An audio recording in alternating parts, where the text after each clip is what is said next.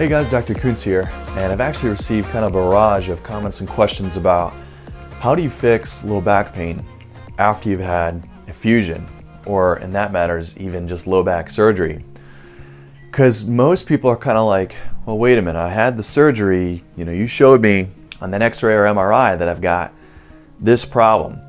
Whether I've got a disc bulge and you did a microdiscectomy, or I had just a mess in there and you fused everything together. If you fix that, it's been 3 months, 6 months, or a year, why am I still having this pain?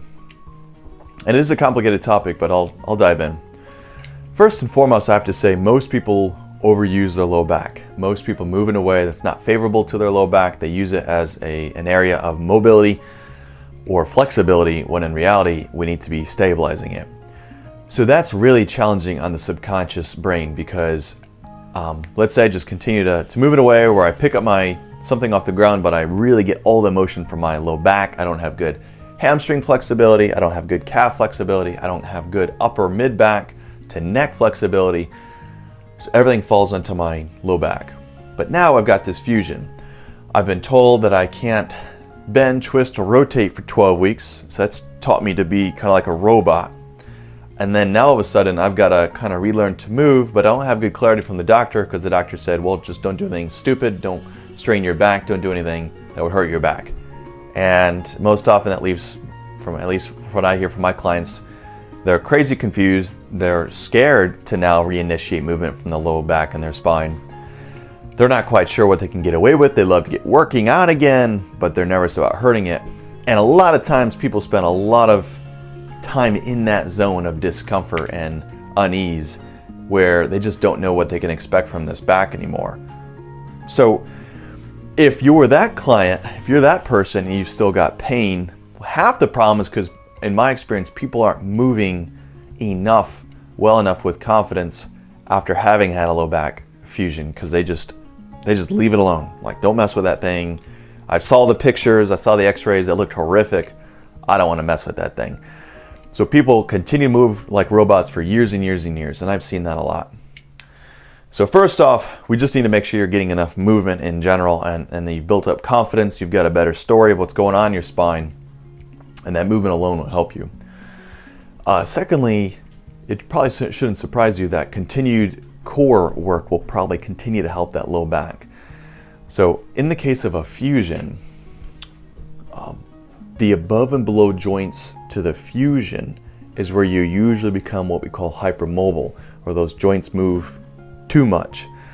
So developing a really strong core to mitigate or ameliorate the amount of movement from the above and below joints to your fusion, to keep it still and let the whole spine move, is exactly what you need, at least one component of it.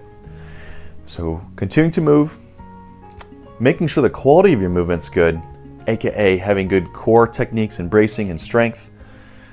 C, making sure that you're good mobility in your upper back, and heck, even neck. Pertaining the spine is really important. The thoracic spine tends to be an area of stiffness anyways as we get older. Compound that with fear and nervousness and a fusion, it gets even stiffer. So getting the upper parts of the spine to move can really help offload the lower lumbar spine in the fusion. D, making sure your hips have great movement. That's a really challenging thing too, because I feel like we just lock down the whole spine, the hips, and we just don't move anything in that neighborhood.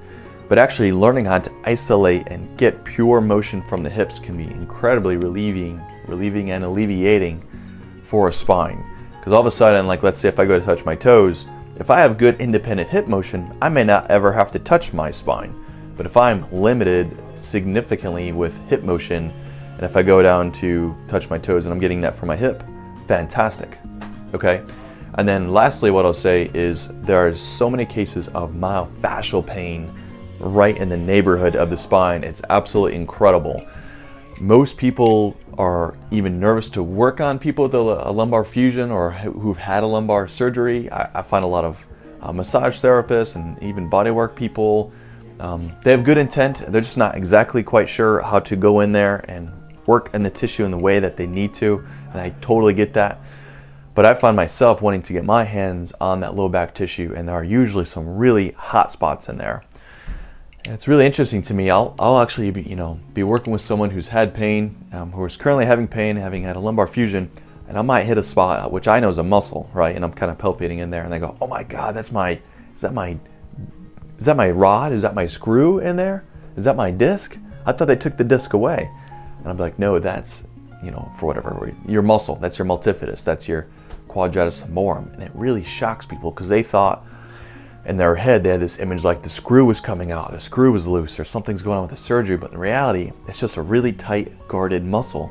And oftentimes after I alleviate that, people feel miles better. So there's a lot of information there.